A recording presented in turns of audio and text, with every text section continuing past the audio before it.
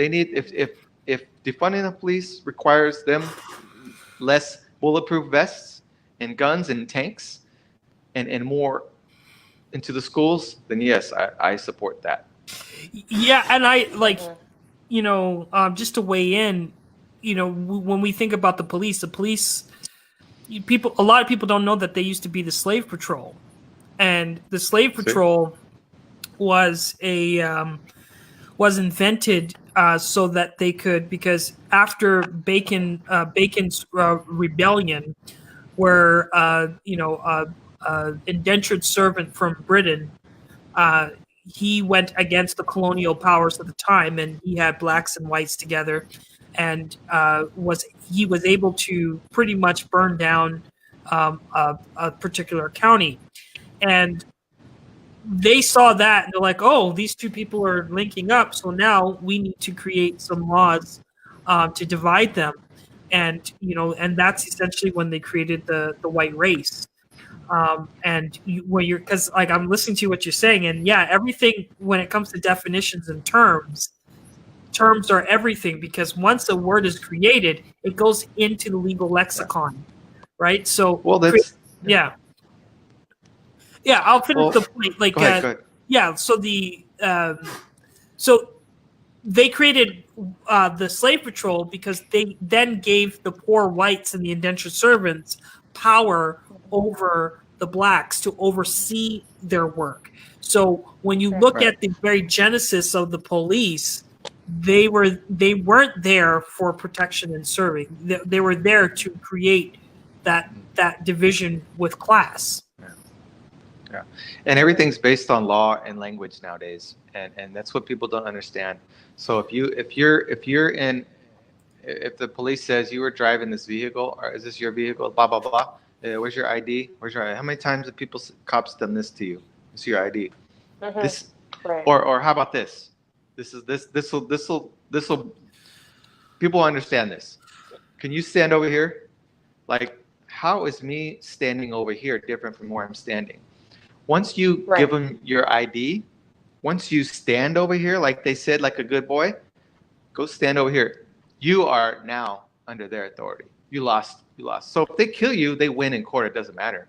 You lost your authority because they win. They win. People don't know this. People don't know. Say, no, I'm fine where I'm standing. I don't need to stand over there. If you don't like where I am, you can move. And you can't give them the authority. You always have to hold your authority over them. You have supreme authority. You're the people. You are we the people. That's who we are. And I've tested this. This is not something I saw on YouTube. I've tested this, and I tried to figure out, why does this cop always want me to stand over here? Why does he want me to sit down right here? I could stand.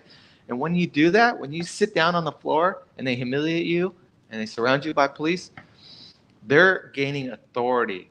So whatever they want to do, whether they want to throw you in jail, they can get some money out of you, fine you, tell you you're resisting.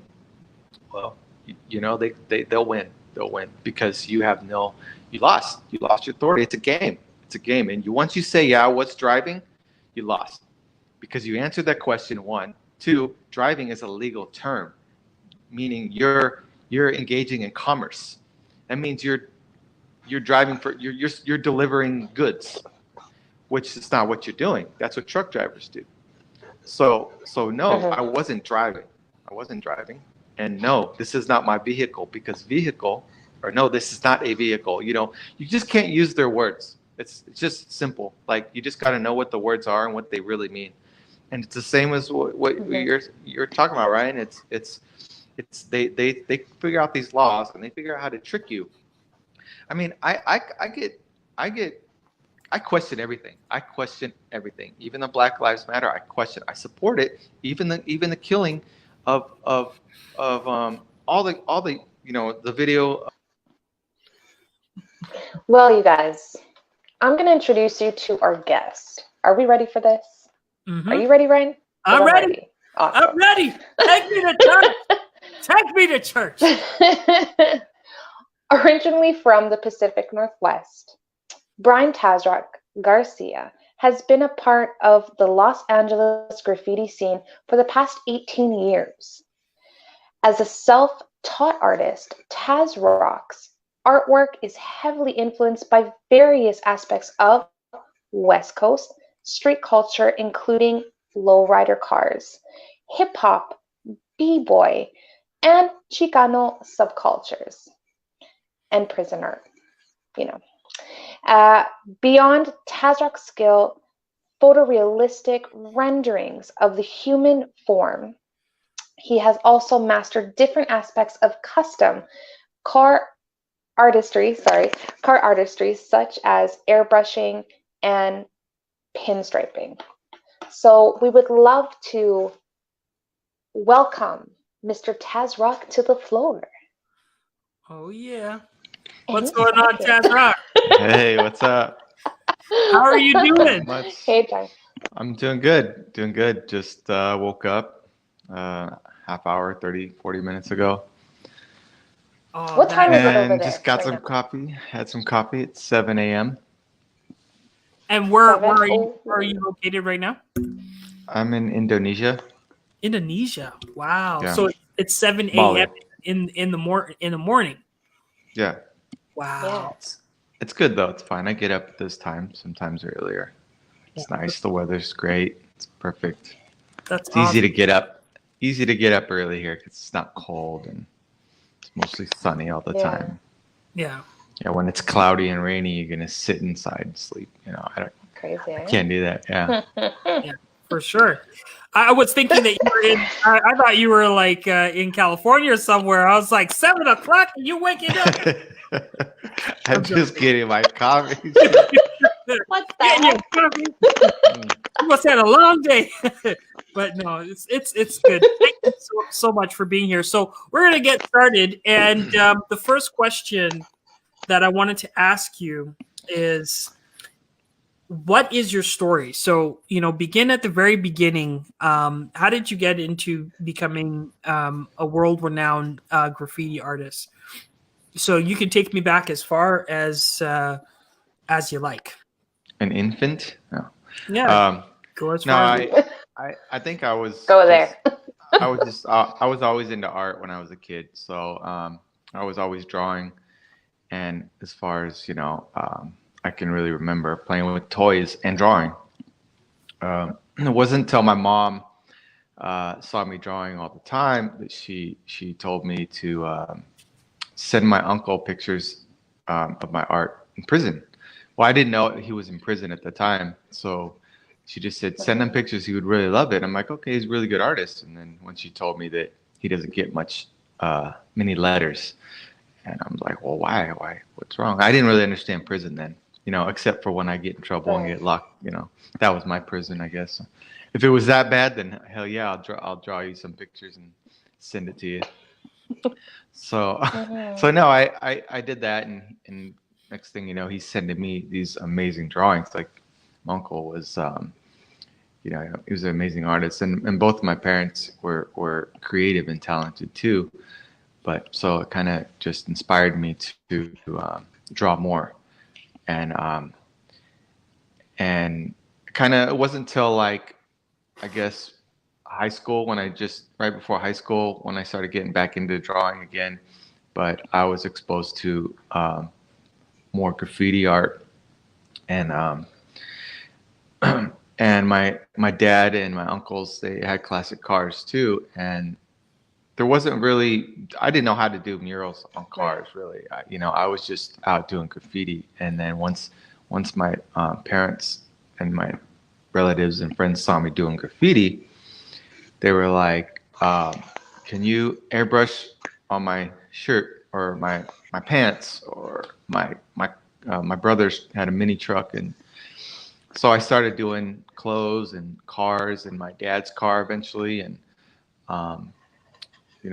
my uncles, and then I started making money at that, so that kept me motivated, and I loved doing it. And there wasn't very many people doing it at all, so it was pretty, I was staying busy. So but my real passion was graffiti art, and that's when I was exposed, when I would say like 14, 15, but I didn't really get into it till 16. And and I was like, I come from Oregon, so I was in LA, and I just saw the most amazing pieces on walls, and to me that spoke bigger than painting a car or T-shirt or a hat or shoes or something. It was the walls that I was just, I couldn't even like, when I went home, I was like, that's what I'm doing. Like, I got to paint walls like this. I have to, transition into larger scale. And I had to figure it out too, because I didn't have anybody show me, and I didn't have really a mentor, I guess. I had people that I was inspired by, and, but I guess it was just one of those things that in nature, I'm very dedicated at whatever I decide to do, no matter what it is. I used to BMX freestyled for almost a decade, and competing and traveling, doing performances, shows. And I really put my mind to that, and because I wanted to be on top of the world with that. And so that only has so much longevity, and I know that my body can only take so much, and there's no money really in it. I mean, if you look at, there's very few people surviving off extreme sports. You have to be way up here to really survive it, that kind of thing. And but it was, it's a great hobby, and I learned a lot from those things, like breakdancing, and the same thing. You can't really, you only have so much of a career. It's like a running back in football. You can only, your body's only going to take so much before, then what? So my art, I can do it till I, forever. If as long as my hands keep working, if not, then I use my feet or my mouth or something, whatever. So I don't really have a deadline for, or expiration for my art. So I love to do it, and I can keep doing it forever. So, and so, now I just try to go, just like when I was painting on walls at home in my hometowns, wherever I decide to live. Back in the days when I started, there was less people doing it, so you get more of a reaction from people. Now you see it everywhere. Now it's like just like LA. I'm burnt out at LA because there's so many amazing artists. So I'm just whatever to some people, because they see it all the time. They're spoiled. People are spoiled in LA with the amount of talent. But right. That's why it's, I think that traveling has helped me to expose it more to people that don't get to see it in front of their faces. Going to countries in Thailand, and going to even here, and there's islands all over the place, and and people it has more of an impact to me, kind of like it did when I was younger. I could do it anywhere. So it's. Yeah. Well, Tazroc, you mentioned that like when you're sending those, those images to your uncle, right? What got you into that? I mean, I'm kind of the same. Like, I'm very artistic, but usually, like, there's usually big influencers that get you to even push you more farther than what you already know of your artistry in general. What were your biggest influences, especially in LA? Because there's a lot. Like, how did you build on that? Like, how did you break out in the 80s, into your? I guess the 80s it was different. There wasn't so much. I mean, there was a lot in LA and New York and some places like that compared to in Oregon. But actually, there's a documentary growing up was Star Wars, and Star Wars came from New York, and it was a documentary on the whole graffiti culture and b-boying and everything, and I was just stuck, and that was before I was really exposed to it in LA. I mean, I was exposed to it. You see, growing up, even in Oregon, there was dudes doing graffiti. I didn't know them then, and I was like, wow. Just walk by it. My friends and I would just be like, let's go do this shit. Sorry, I don't know if I should cuss. Yeah, no, I didn't think about cussing. I can cuss. I can cuss. Oh man, if I can cuss, it's on. Yeah. No, you Beep, beep, beep. That's gonna happen. Oh no, don't Behave yourself. give me the green light. Before you mentioned, I just wanted to just shout out the people that are in the room. We got Kente in the house. What's going on, Kente? We got Anna. We have Yvonne, and all the people that are in here. Just put a number 1 to let us know that you're in there, so we can shout you out. But thank you guys all for tuning in. So if you guys can, this is going to be an amazing interview. Please hit that share button and hit the like if you're on YouTube. And don't forget, you guys can you always ask questions. In the comments, Anna asked, "Is that surfboard painted by you behind there?" It is. It is my. I did paint it. Yeah. I snapped my other one, and then everybody out here has nice clean whiteboards. I don't know, because they're rich or something. Yeah. So mine was yellow, because it's kind of, they get yellow by the sun and worn out, and so I was like, I'm not going to go out there with a yellow board.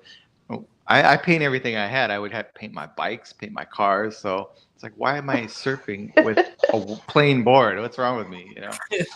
So I just tired of the yellow board. So I just put a little paint job on it. But I was painting some customers here that wanted some surfboards painted. So I painted it, and I was like, ooh, I want to get me a new board and paint it, but I haven't got one yet. I just paint my old one. It's all dinged up, and so.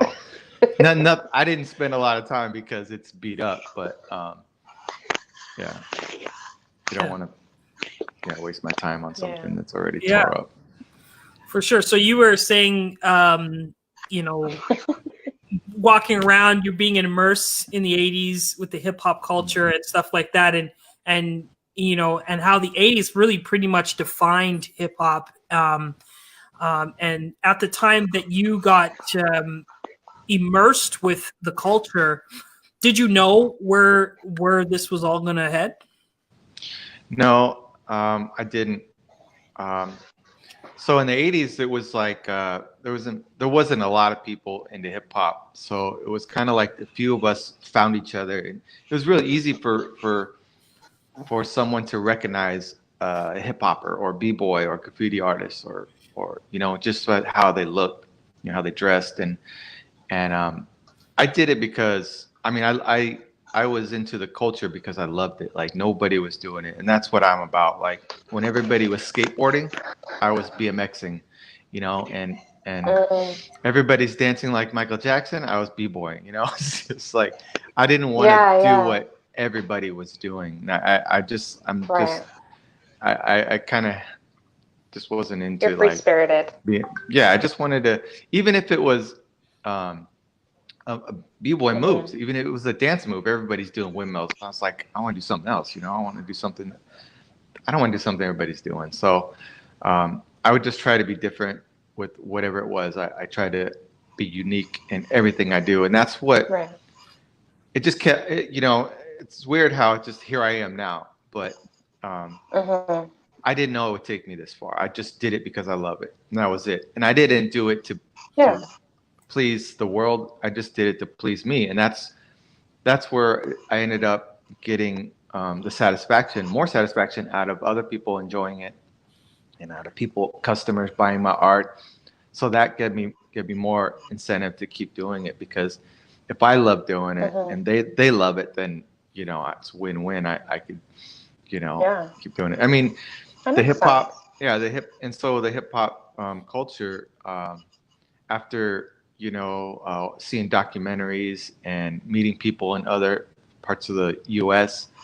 into hip hop, that's when I wanted to start getting people together in all aspects. MCs, b-boys, graffiti artists, DJs. I mean, that's how I grew up. This is hip hop. It's the 4 elements.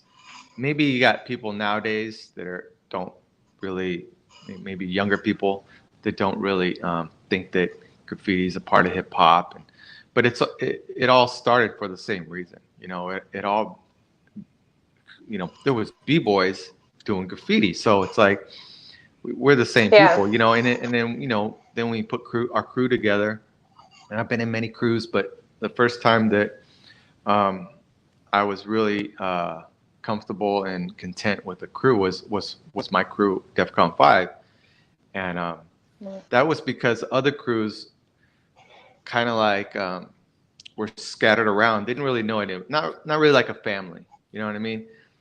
And with just like anybody in the crew, and then who knows if those people are really dedicated. Like, to me, it was really serious. Like, this wasn't like something I got into just for a hobby or for trend.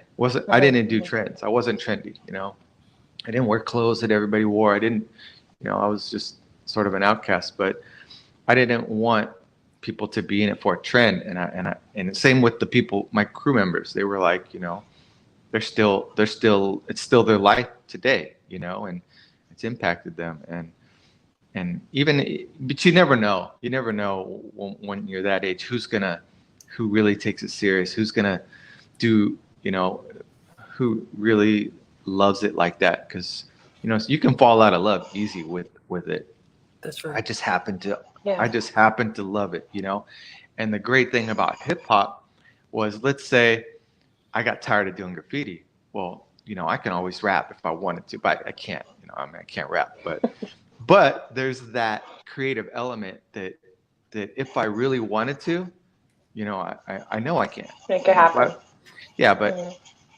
And then I was b-boying and graffiti. So then, like, what do you do? Do you b-boy all day and spend a couple hours drawing, or do I spend a couple hours b-boying and all day draw? Kind of like I had to kind of decide what I wanted to be the best at for me. Yeah.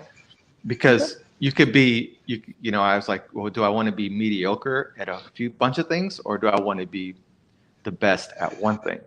So that's why I decided, okay, I can't b-boy anymore. All these young kids are now, we're doing moves like this that I spent a month or two working on one move, and then they just like whip it. They just like, man, I could do that shit. I'm like, God, I'm in the wrong field. I can't. I just stick to drawing, man. These guys are. Then they're just gonna keep getting, even in freestyle. When I used to BMX, like, it was just the young guys would come up and they would just be able to do, man, so much. And I feel now I'm competitive, so when I would see b-boys, I was like, oh man, shit, I got to come up with some better things now, I got, and that's how it works, that's how it works. You get motivated, and so I think the graffiti thing now and the art, I still see young guys come out there and just come out with this amazing stuff, but there's so much. It's the ideas and creativity is endless. So it's like this kid could be doing this crazy like 3D murals with glasses and all this stuff, and that's really unique and amazing. It's like, damn, why didn't I think of that? But there's so much more that it's just, the more I paint, the more I do things, and I'll be happy with coming up with creative, ideas. And with the b-boying and physical elements, you can't really, like, it's like emceeing or DJing. Like, you'll never, there's an endless amount of you can do it forever, because there's so many topics and so much music. So yeah, I mean, and I had to think about what I really love to do and what I can actually survive off of too, and so yeah. So, Taz, what is the purpose of art in society to you? Like, with what you do, what is it I guess, let's start with that. Because there's so many questions in one that I'd love to ask you at the same time that are around that. So let's start with that.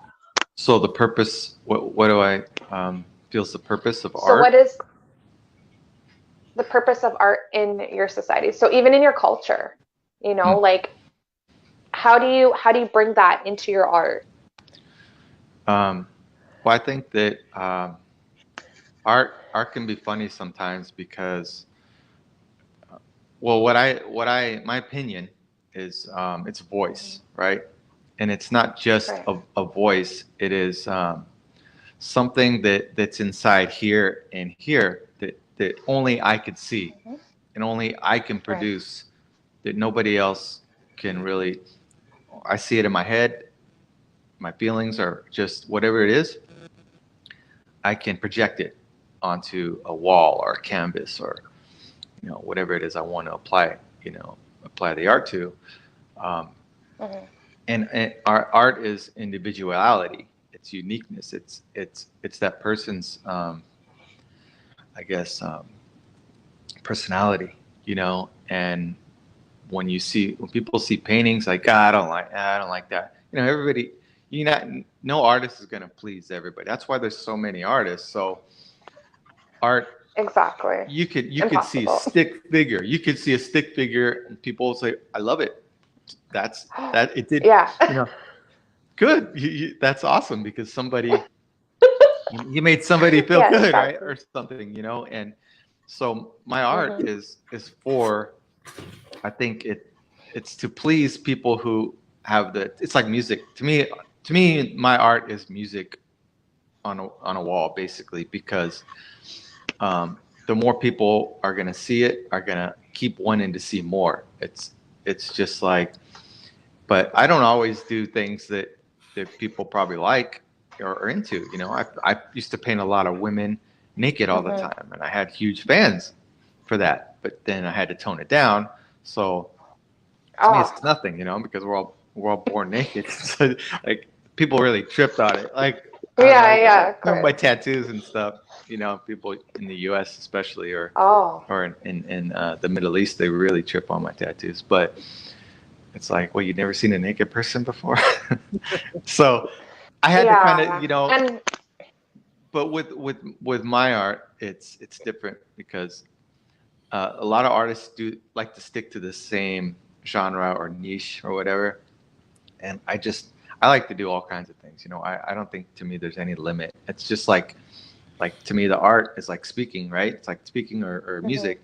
So, um, I always like to talk about something different, or versus somebody that just saying the same thing. you know right. but that's how you get really famous. Honestly, as an artist, the more you do the same style and you put it in people's heads, that's how you get really, really famous. But I don't. I'm just not really me. If I did the same thing all the time and looked at it, and I would have no purpose to do it. That's just money. It's just fame and money that I would be looking for, and it's not really what I'm into. I just What wanted, you want. So I think everybody has their own, um, meaning for why they do art. Some people do it for money. Some people do it because they love it, and some people just, who knows? I have no reason. But, I think, and ultimately, it's a voice, and it's just like music on a wall. I guess it's a good way to describe it, because, it talks to people. You can walk by one Right. mural and not say anything. It's like walking by country Mhm. music and be, oh God, I can't stand country. But then you walk by and it's like your favorite rapper on the wall, the art speaking to you like that, and then you're like, wow. I mean, Mhm. there's artists that I love seeing their stuff. I'm like, and I know how it feels on the other end, because I get inspired by art, and for another artist to paint a mural, and I'm like, man, I can't wait to see more of their work, because it's super, amazing or dope. Right. And yeah, and it's like pushes me to keep doing my art. So I think it's important. Taz, Taz, I don't know if you answered it, but I just want to make sure. Influencers. Who did you kind of, or if you know of, or people that you just grew up to understand their art and kind of mold yourself in general, who are those for you in that time? And even till now? Um, I think a lot of the guys I was into were, well, I grew up, inspired by East Coast graffiti in the beginning, because that was all I really saw. off of TV, and Right. and there was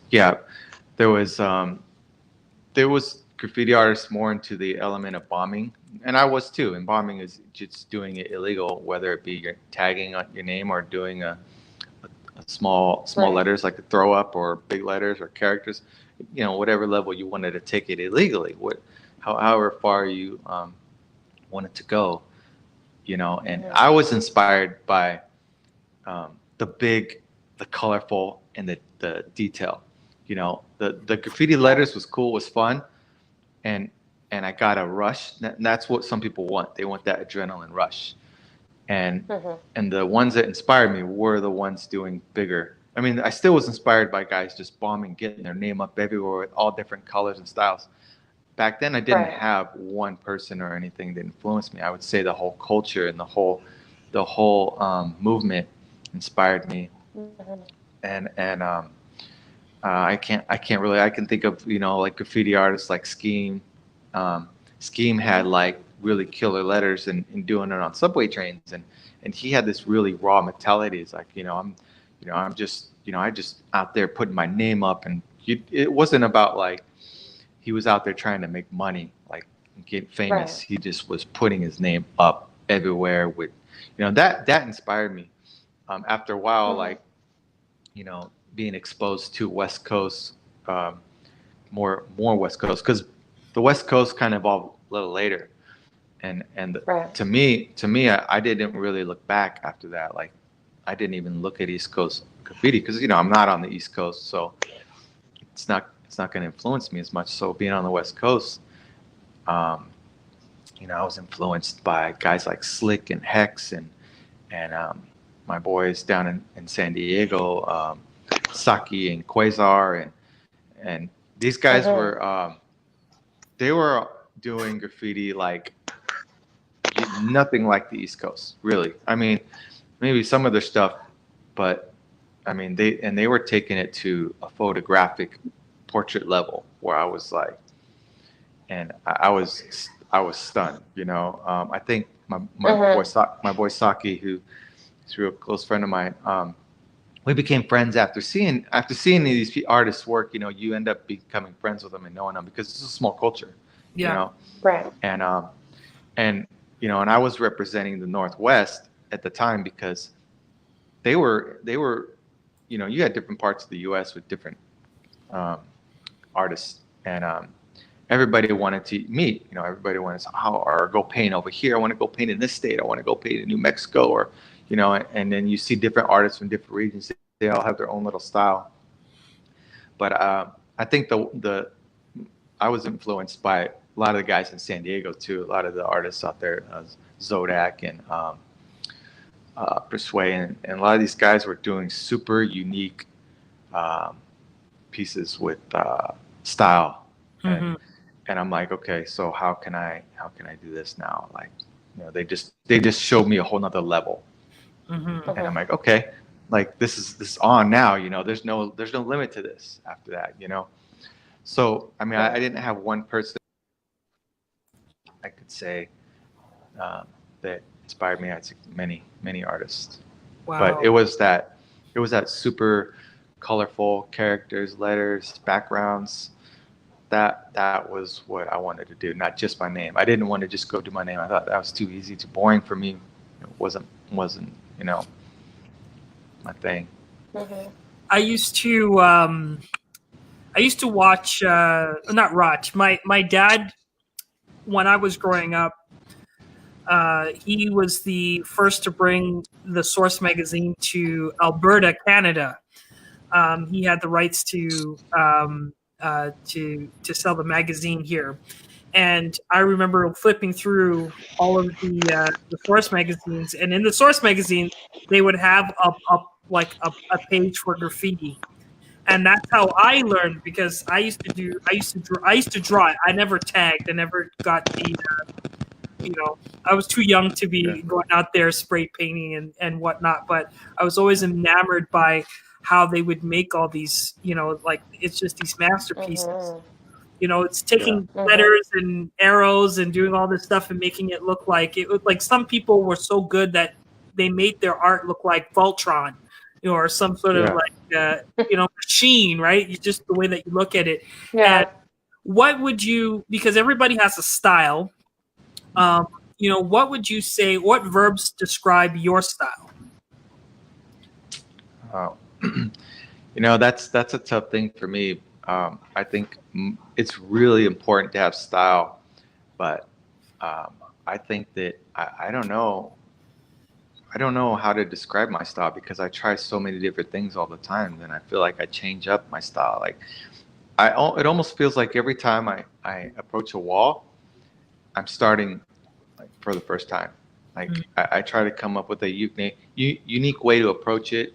Try to do something I haven't done before. But as far as what I do try to commit to a certain technique that I guess can be noticed as a style while I'm painting. I mean, it's I guess mostly I've been doing a lot of really, I don't know how to describe in words. Like I don't have a dictionary of art words, so I'm just like I do a lot of really soft photographic kind of work. I guess. I created. I guess maybe a better way of asking this would be like, what would how would people describe it themselves? Like, how would they know that this is Tazroc's work? I don't know.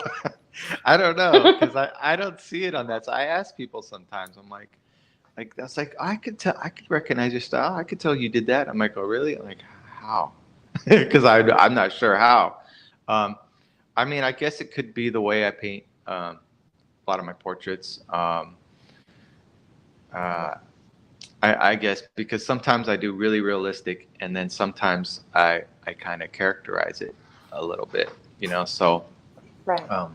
But it could be the women I paint because I painted so many portraits of women in my time that if they see a girl painted, that it can probably recognize it's me. I'm thinking, but most of the time I change it up. I paint from.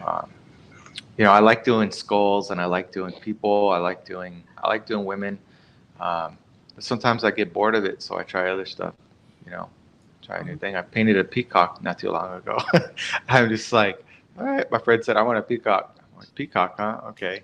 So, but I don't know how my style doesn't always fit into that, because see, the thing about a lot of artists, how they create this style over and over, and they're able to sell that style over and over. But me, I'm doing different jobs. Like somebody will hire me for this, somebody will hire me for that. Somebody will say, do whatever you want, just do me something cool. And then I'm like, wow, that's free range. I can just come up with something I've always wanted to paint.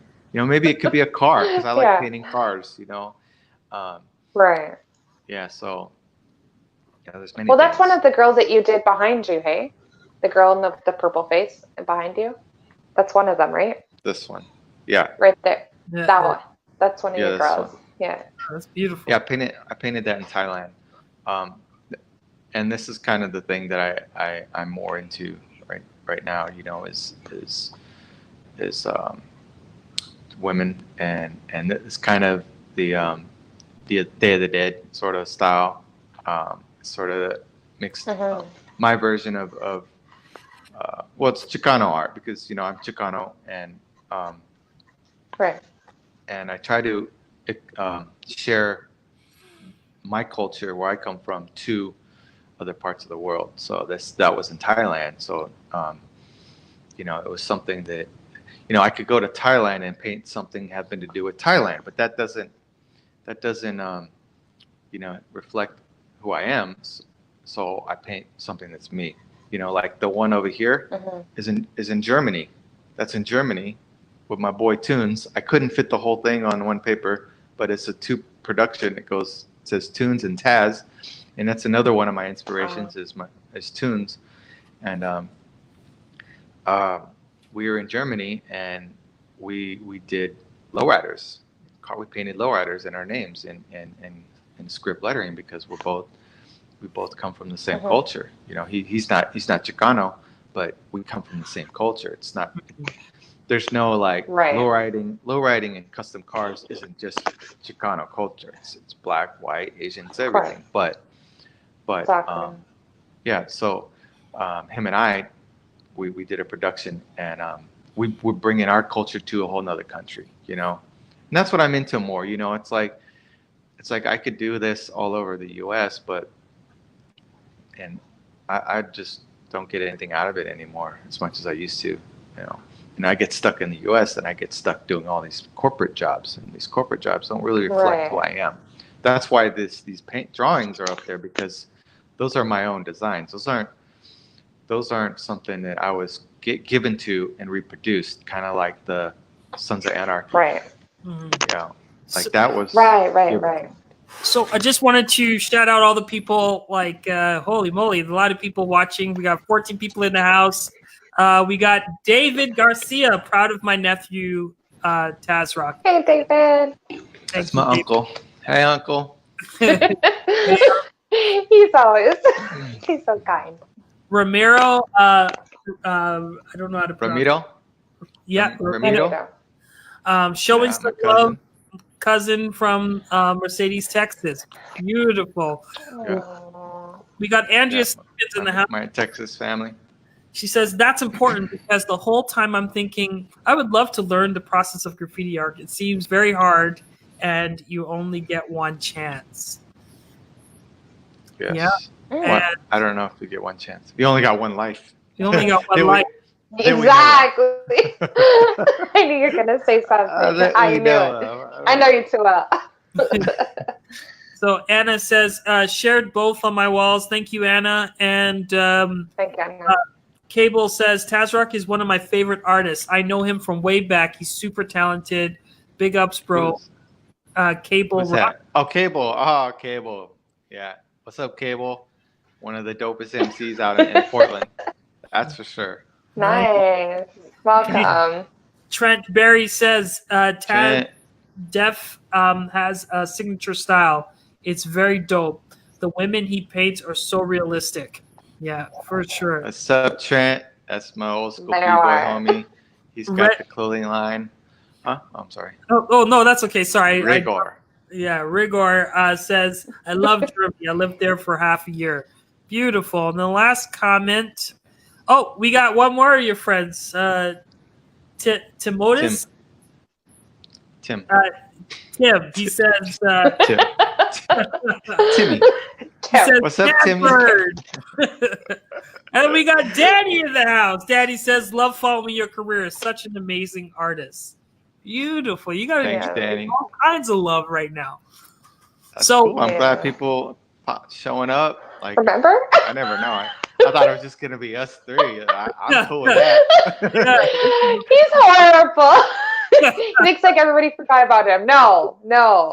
My God. No. We just want to thank you, all of you guys. If you're watching on YouTube, you feel free. We're inventing the world's first living documentary where we're going to be documenting the lives of Black and Latino cultures around the world using new technology that will allow people to add to the narrative that and this has never been done, because once a documentary is shot, it's done.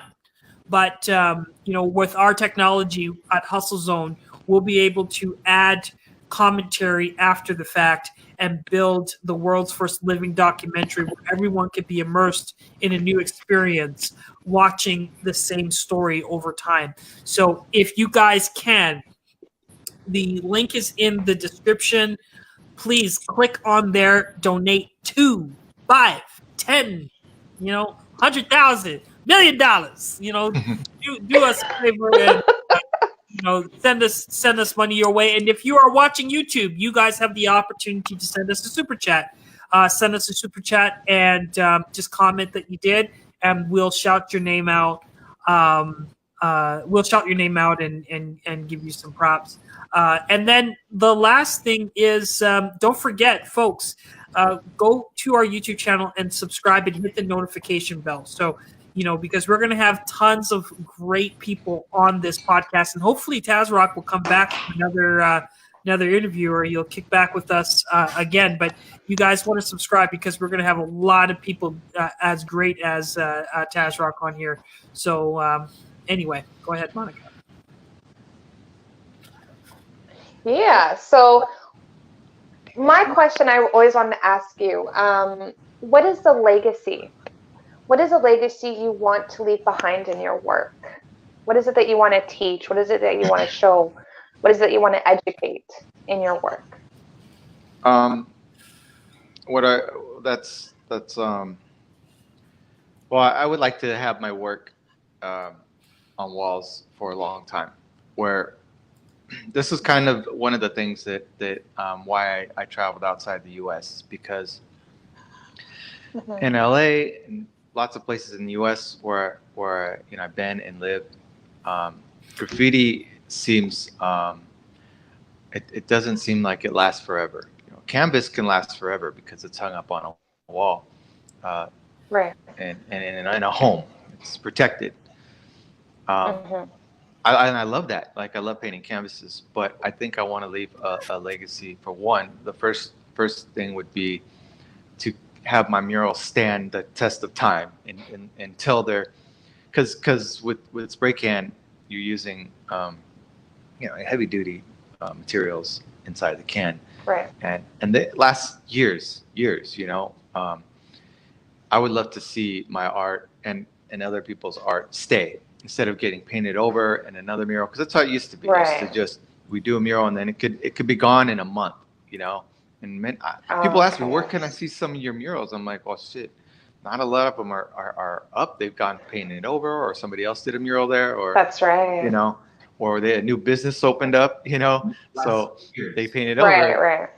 Yeah, and I would love to see murals stand and for generations, so people can see, for kids can see later on. Maybe that'll inspire them, when they get older. It could be faded, it could be chipped, but it's still there. And even past that, even after I'm gone, I would love to have my art, because my physical can be gone, but hopefully a piece of me that came from me can be still, on the wall.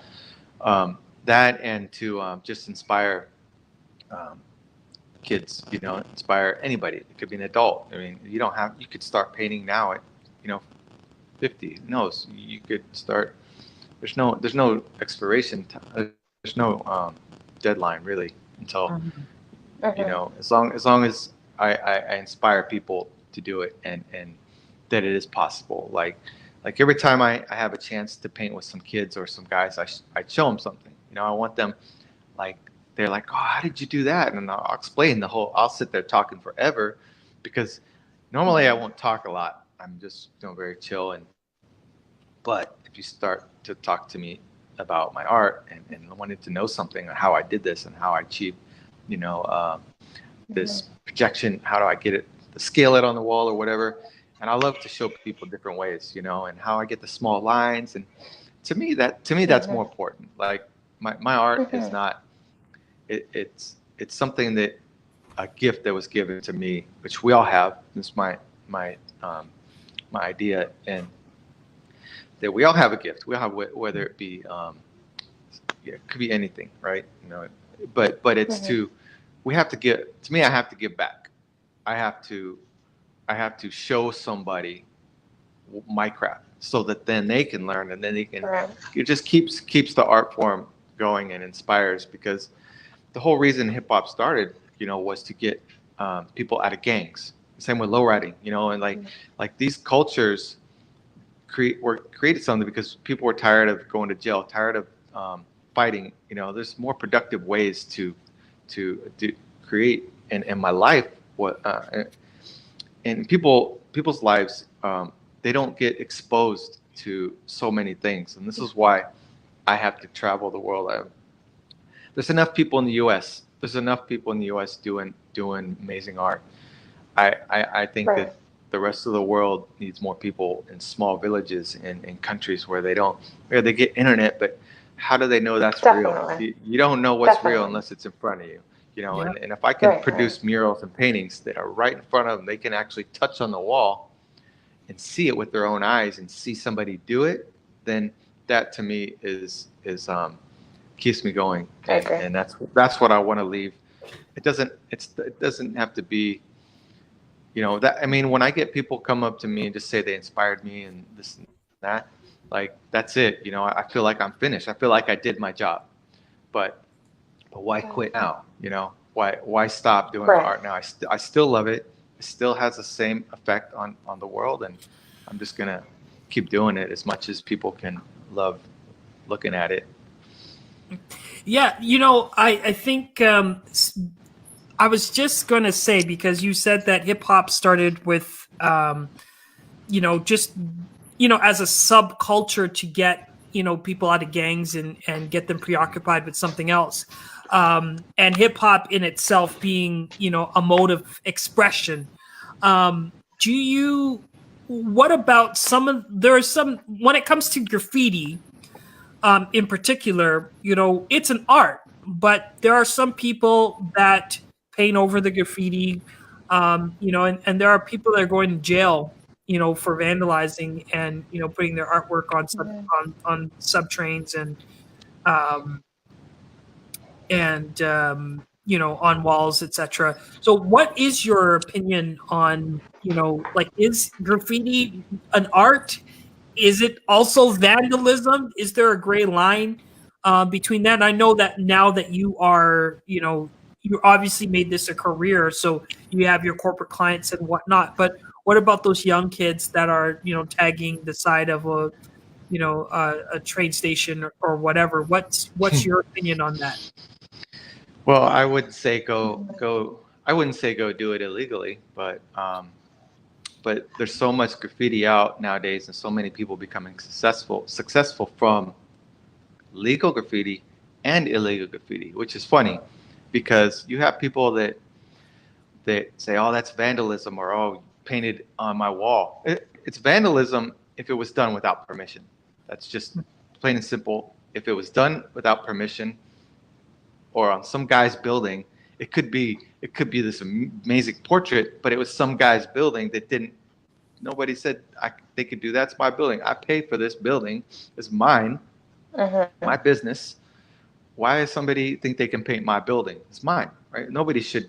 I learned that later on. Like, it's selfish of me to go out and paint people's walls, but it's only paint, right? It's just paint. Yeah. And people take it like they take it. They get mad. Like, people get killed.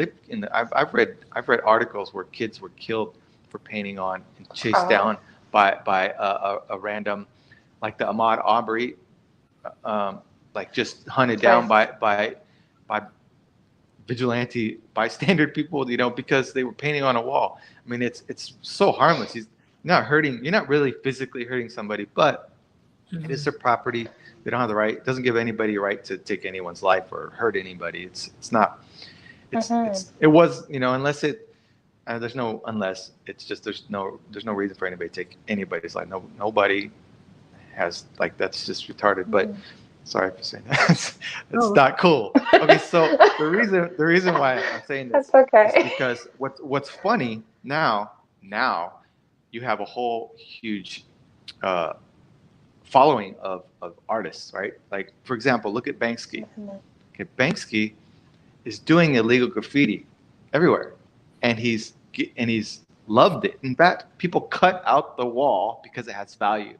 They'll take the whatever jackhammers and they'll cut out pieces of the wall because they're worth millions, right? Wow. So that that's what value. I need to do. Yeah. So yeah, draw something so I can cut it out. But he's doing it illegal. But if somebody else that wasn't Banksy did it illegal, their art would get painted over. People would be mad, But it just depends on who's viewing it. Like, I don't really. I think people in the hip hop culture still want to keep it real. Keeping it real. But keeping it real can go wrong because it's just something they do for, like, some people can't make a living off of doing it. You can't make well, Banksy, I can't say you can't, but it's hard to make a living off of something illegal other than like drugs and things like that. But graffiti, Right. you can become famous for doing it illegal sometimes. So I don't say go do it. I don't say I promote it. But it's only paint. It's just paint. It could be painted over. But I think the only difference between the two is if you have permission. I've painted on walls, and people come up to me, "Are you doing that illegal?" and blah blah blah. I'm just like, I'm getting paid from the owner, right? Or it doesn't matter if I'm getting paid or not. The owner gave me permission. So it's only vandalism or illegal graffiti when it's done without permission. That's the only difference. Right. People say, "Oh, that's legal now." I mean, I was doing legal graffiti when I first started. Like, people saw me doing it. "Oh, can you paint my bike shop?" I was like, then it's not vandalism. Then it's just art, or it's legal graffiti, because it's all based on law, really. It's just, if they have permission, then it's illegal. If it's vandalism is based on a legal term, I guess, and not just that. It's based on someone's opinion, and if it's their building and you paint it, I've seen guys, like, it's crazy, painted with this muralist back in I would say the early 90s, and this guy was painting with brush portraits. This is crazy, because he was painting it. I could have been on a 7-Eleven, right? 24 hours. They were open while he's painting this mural on the side. But nobody, because he's painting a portrait of somebody, people thought it was commissioned. So he's just painting this portrait. Nobody said anything. Now, I'm not going to tell you he was white or anything, but he was light-skinned. I'm just kidding. No, but he was painting a portrait. So if it was somebody a younger kid, or maybe me or something, painting my name, or painting a picture or something, it wasn't a portrait, people would probably come up to me and call the cops. Nobody called the cops on him, because he was painting a portrait. It didn't seem like vandalism. So that was based on somebody's perspective. But if you talk to 7-Eleven, we didn't ask this guy to do it. It's vandalism, right? So it's based on where you do it and whose perspective, who it affects. Yeah. So okay, so we have we got some more comments here. Sean says, "I always enjoy great art." Yes, and so that you guys know, behind me on my green screen. Oh yeah, look at that, Taz. This is Tazroc's. I'm chilling at his mural right now. So. Damn, that's still there. No, see, that's another one. That's not there anymore. We cut it out. Oh, that's not there anymore. Holy moly. Yeah, that was in Melrose. It says City of Angels. City of Angels. City of Angels. It's beautiful. It's beautiful. It's awe-inspiring, but so yeah, that's example of great art. We have Tim. He says, Timmy. Mr. Tim. Motus Foe says, "I can attest to this. Taz is a true testament to giving back. My brother is such a cool and humble soul. Thank you for being so dope, friend, or being a dope friend, Taz." So thanks, Tim. Man, he's the one that he took the photo that you're using for my profile. Oh, he took the photo. Oh, yeah, he's the photographer. Like he did some other stuff for me. We work on things together, but you should one day he's the one that made me look better. I guess it's a museum. Oh, sorry. I was gonna say my bad. I was gonna say, with all the work you've done, you're gonna have to one day do I don't know if you'd say museum, but I mean like a walkthrough with all the pictures you've taken, because obviously there's some stuff that is not there anymore, right? But put everything together to really celebrate your work, because you've done amazing art. Thanks. You know what? I'm going. What? I'll be going to that, just so you know. You know what sucks sometimes is I don't have pictures of a lot of things I've done in my past, or I'll take them with a crappy phone or low quality, and like print it, like, you know, and I try to print it or something, and it's like low quality, and it's like I gotta stop using my phone for stuff, you know, and get a real camera. Yeah. But yeah, I just like sometimes I just do stuff. And I'll go by get a picture someday, and I just never do, or you know. But I got to start doing that. I'll write it. I gotta write a note to that right now. Awesome. Right now. Okay, so there seems to be a delay on the podcast. So if you guys are noticing delay, it's just technical difficulties. But you know, we are heading up to. We're going to be done within 10-15 minutes. So please hit a number 1 in the comments. Are you still there? Knock, knock, knock. Holla, can you hear me? Are we still in the house? And let us know what you guys think about the broadcast by putting your comments in the comments section. Just let us know that you're here, and we're going to finalize you know, this interview. But I think Monica has a question for you, my friend. What is the most liberating thing about being a nomad? What liberates you? Well, you know what? It's funny, but sometimes I feel like I'm more free outside the U.S. than the U.S. says we are free, right? Freedom. Yeah, I understand. Yeah. Yeah. Yeah, I think that it's kind of hard to explain, but because different places are every country is different, you know. But the reason why I've chosen where I'm just right now just to be in Indonesia, one is because I can't really leave anywhere, but I can't leave anywhere actually because of the lockdown stuff and the borders and whatever. So to me, it's like I can go pretty much anywhere and do whatever I want, and without like you know, there's certain restrictions and certain laws that aren't so hard here in a lot of countries. You know, it's funny to say. Just for example, just like riding around on my motorbike here. You know, it's just like you don't really you don't always need a helmet or license or anything like that. You know, and you're not always looking out for police. Even when I'm painting a mural, I'm not to worry about the police getting called on me. A lot of me being outside has a lot to do with the system, how it's ran in the U.S. It's also you know, it's I feel like I can also teach a lot more people they don't have the access to artists, because a lot of artists come to, you know, travel. A lot of artists travel, right? But I like to go meet artists from everywhere that aren't exposed to my style of art or my techniques and things like that. So it feels really good to just be able to meet new people and from other parts of the world, and just like it's cool because most of the countries speak English, you know, and so it's not really a hard thing to get around. So I don't know. I guess I would just say it's I feel a lot more free, you know.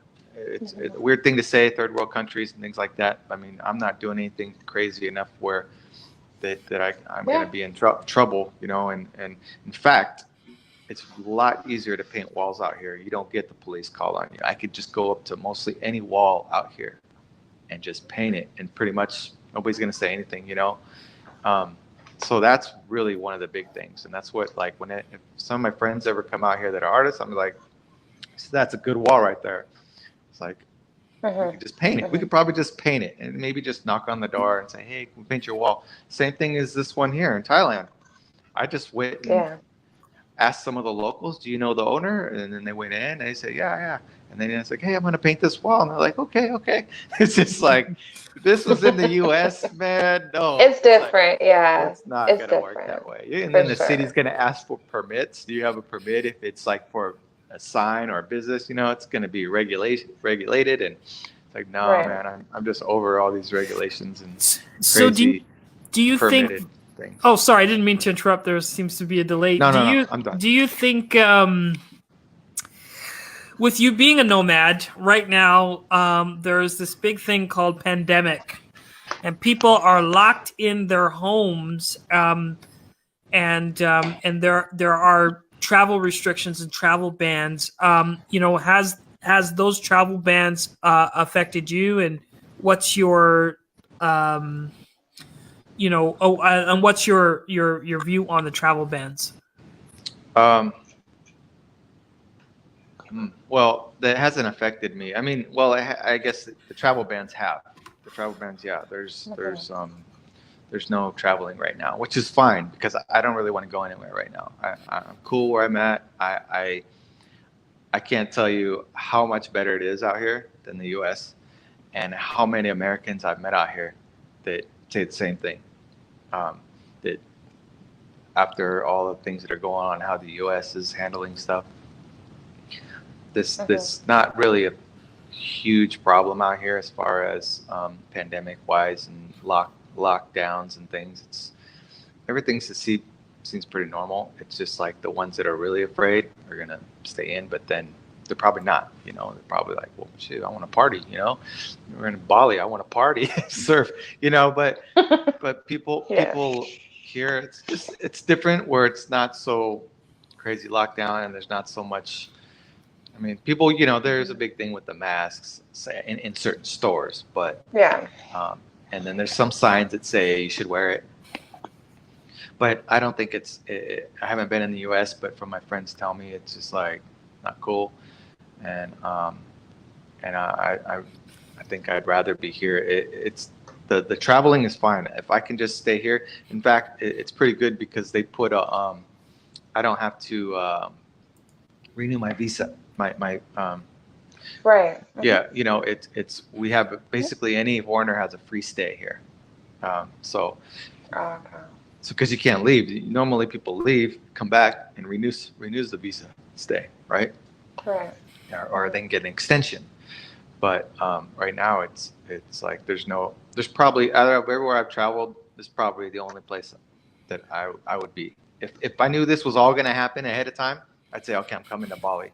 I'm gonna get away from the real problems. So Taz, before we head to round two, we have round two, y'all. It's called a lightning round, and if you guys are familiar with Hustle Zone, we always got a lightning round. Before we go into round two, and then before we head into round two, we're going to read your comments. But what are your thoughts on Black Lives Matter movement right now? What's happening? Because I'm sure you growing up and being immersed in part of the hip hop culture, you've probably seen, you've probably been around and you've seen people that were in, gang life, etc., and having to deal with the police. What is your opinion about Black Lives Matter and most importantly, police brutality, and if you've had any incidents or seen any incidents while you were coming up? Okay, yeah, definitely. This could be a really long subject, but I'm gonna try to keep it short because I, growing up in Oregon, I'm brown, so the police always had a problem with that. My brother and I, we've always dealt with police harassment, profiling. My brother's been beat up by police. There's no. I mean, people may hate me for saying things like, all police are bad, all police are wrong. That's my opinion, okay? Because I know firsthand. This is not it's not from a video I saw. Like this could get really heated with me if somebody's talking to me and they say, "Oh, the police don't do that. Oh, this doesn't happen." Yeah. When it's happened all my life since I was able to ride a bike. Since I was riding my bike at 14, 15, 16, always getting pulled over by the police on my bike. Then I get an Impala, right? Because I like classic cars. And then even my friends know, they've all been there with me, cops pulling me over and pulling guns out on me. So this is not new to Right. black and brown people because it's been happening for years. I'm thankful I'm alive and the cop has never shot me. And believe me, I've had the guns pointed at me and pulled, and they can just pull a trigger right now. I could just be dead, you know? And they throw me on the ground. There's many techniques they use. I do blame myself for not educating myself. And one thing, I'm just going to try to make this really short and quick, but the problem was me because and also the systems, because they don't teach you how to defend yourself in court, how to defend yourself against the police, as far as what to do, what to say. But there's a lot of things people are doing wrong, is why the police think the police get authority over you. People lose their rights without knowing they lost their rights. That's why the police get away with all this stuff.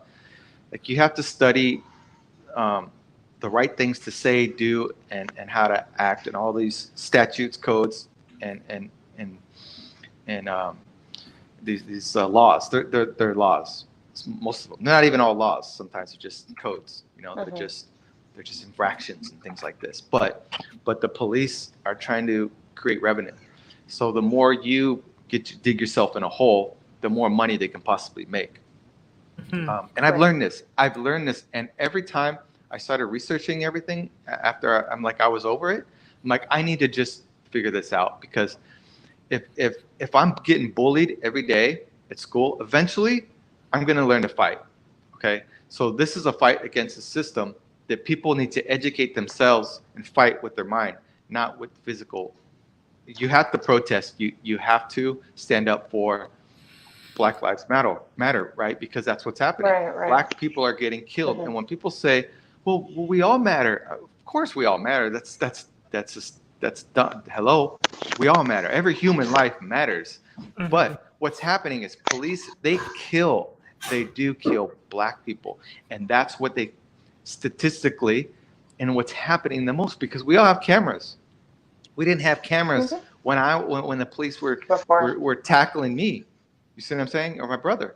We didn't have cameras. Somebody wasn't there filming, you know. And I've seen them in LA lately, and they've tried to get me for resisting arrest. You know, you can't resist arrest if you're not under arrest, and that's the trick. You are under arrest once they stop you and they turn the lights on.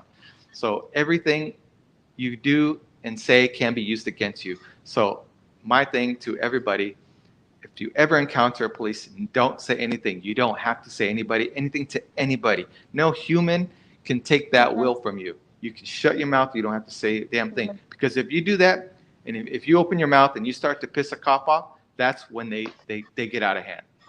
They're done. Even in the protests, it's just like, you know, the protest that needs to happen. That needs to happen. It's been needing to happen. And I think my opinion is because everybody's been cooped up and everybody's just like created this rage, and everybody's online, and all these police videos of beating up Black people and killing them, and just random people killing a Black kid jogging down the street. Like this, nobody should die, and no man has the right to take another man's life. Period. He's just a man in a uniform, you know, that wins. He's a man that wins in court. So you have to know the system, know how to defend yourself in court, know what to say, how to.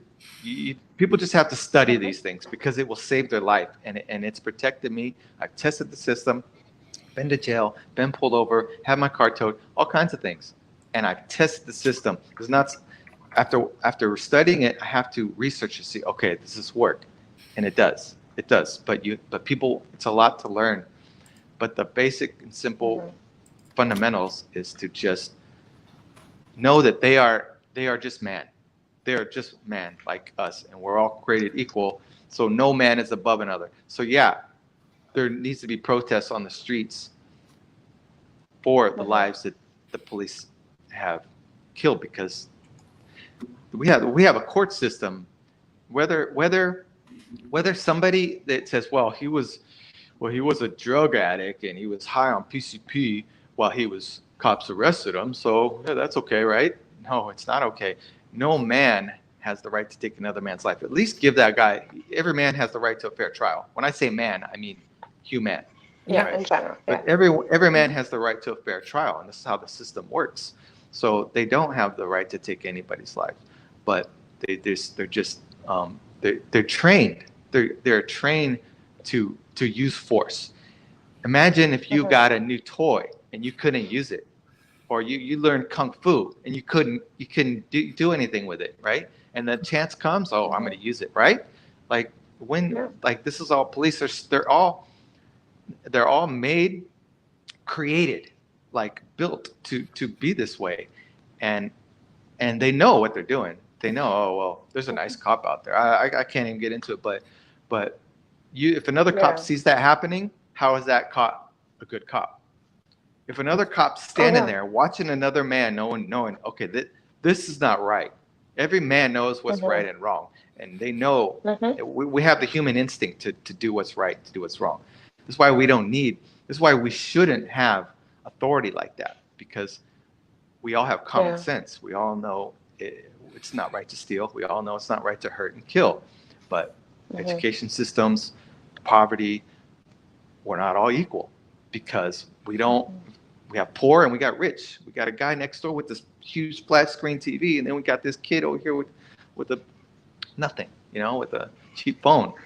And it's just like, that's why, there's crime, and just we're all separated. We're all separated economically and through color. For some ridiculous reason, color is a hate act. I don't get that. I've never got it. All my friends, white, black, Asian, everything. Even when I hear people saying racist stuff growing up, I've had people racist against me all the time. I didn't get mad. But after a while, you do got to stand up. You do have to. And, I'm totally for being on the streets and not destroying things, but you have to show that you have the supreme authority. They're servants, and they're civil servants, and but people lose their authority when they gave it up by talking, by handing over pieces of paper, giving them any kind of anything. I teach this and I study this, and anybody who has any questions can call me and say, hey, if I'm pulled over by a cop, I tell you exactly what to do. You do nothing. You don't give them nothing. You don't say nothing, and they have nothing. Take you to court. What are they going to do? Fine you for what? For nothing, because you didn't give them anything. That's all it is. It's a business. So I could go on and on, but I'm not. I'm just going to tell you that's the basics. Like I support it, and hopefully it makes a difference, because there comes a time when police abuse their authority, and the thing is they're supposed to protect the people, and they're supposed to go by the system, how it works legally through the courts, and they're not a judge and they're not a jury, and so they have no right to take that matter into their own hands, and they're not lawyers, so they cannot they cannot tell you the law. They cannot tell you what to do and what is the law, because they are not lawyers, for one. So I mean, I go on and on about it, because this is, I spent like 5 years just studying this on my own, because I'm tired of it. I'm tired of police harassing me. I'm just tired. Of course, and I mean, a lot of people are. Yeah, protest is a start, but the number one thing is to educate yourself, just to study. Get books. The documents are all out there. All the laws are out there. All the way to defend yourself is out there. Just got to know it. Taz, I remember when I would get together with my dad, because he'd go to many different protests, even for the Aboriginals.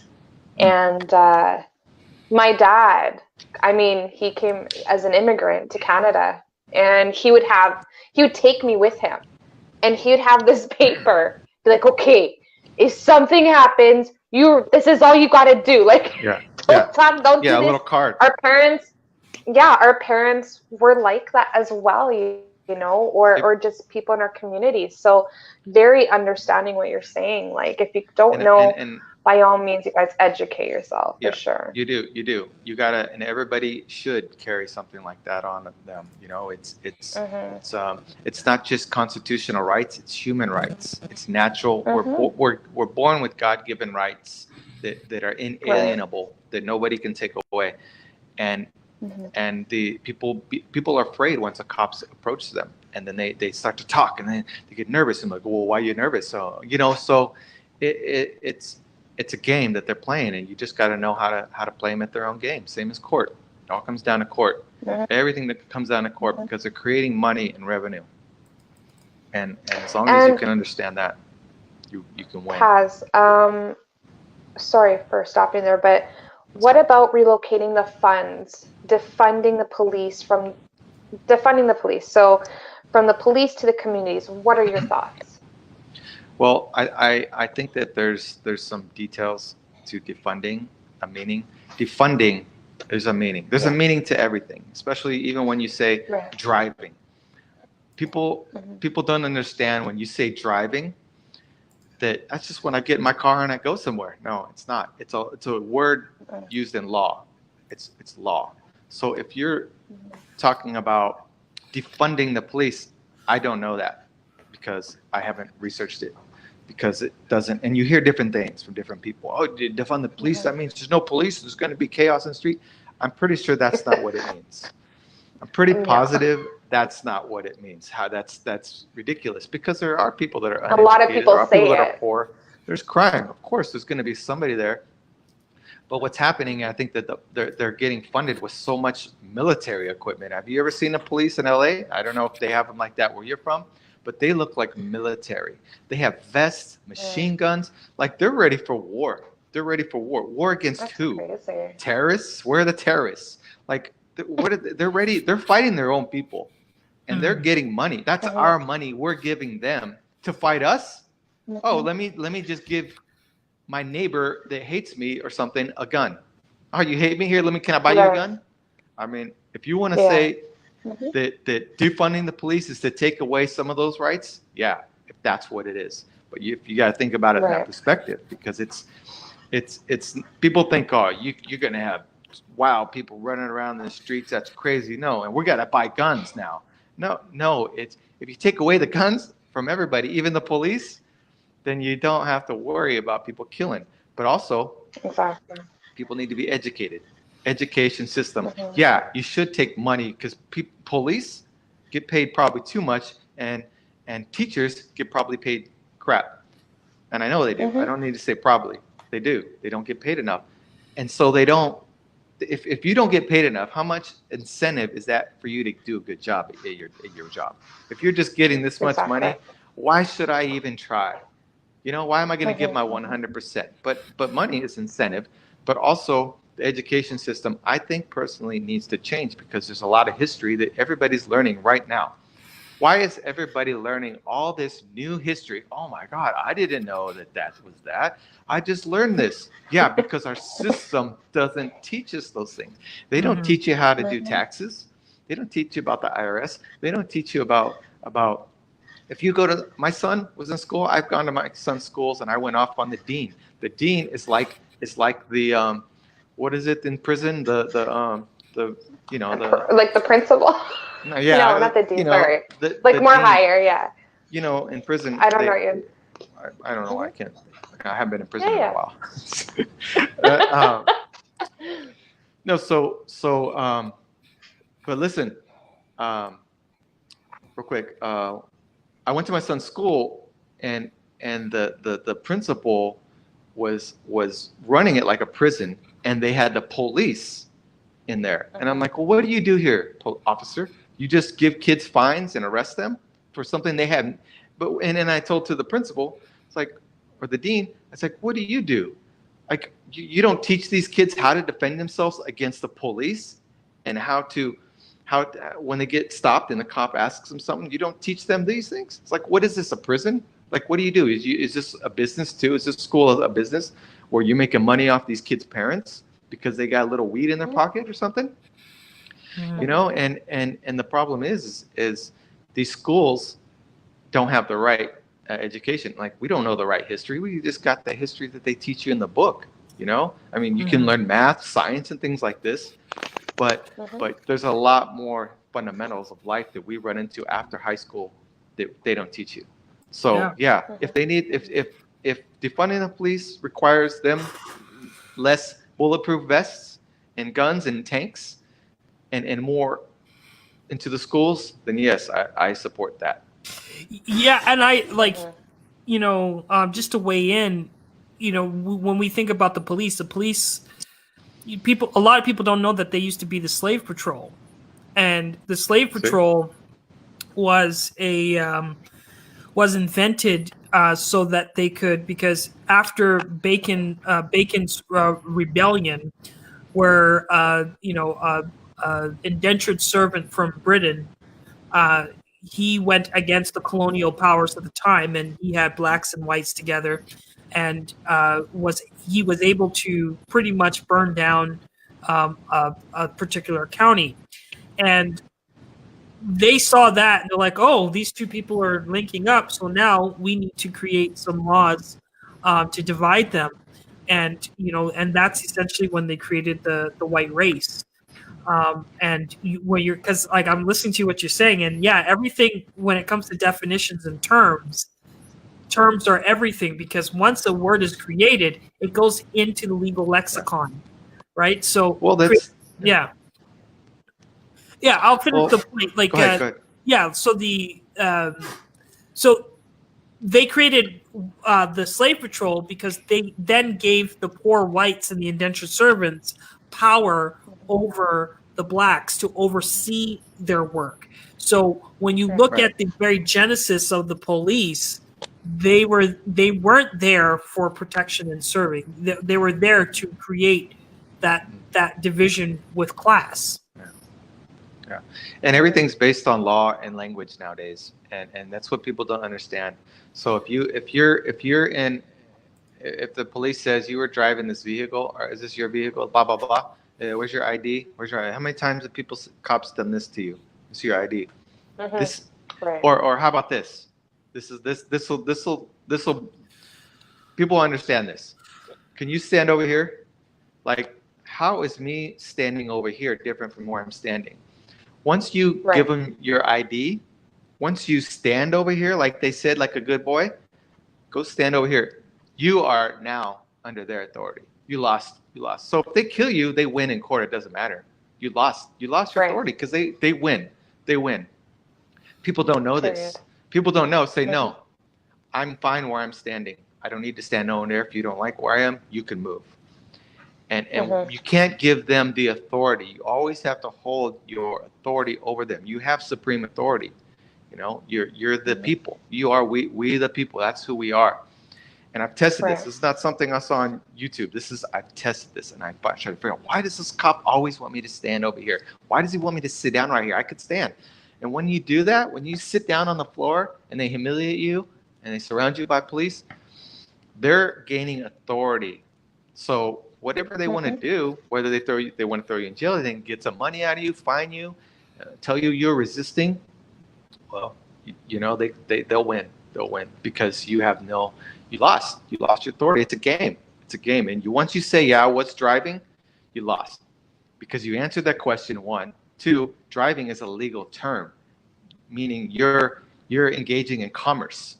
That means you're driving you're delivering goods, which is not what you're doing. That's what truck drivers do. So no, I wasn't driving. And no, this is not my vehicle, because no, this is not a vehicle. You just can't use their words. It's just simple. Like, you just got to know what the words are and what they really mean. And it's the same as what you're talking about, Ryan. It's they figure out these laws, and they figure out how to trick you. I mean, I question everything. Even the Black Lives Matter, I question. I support it. Even the killing of all the the video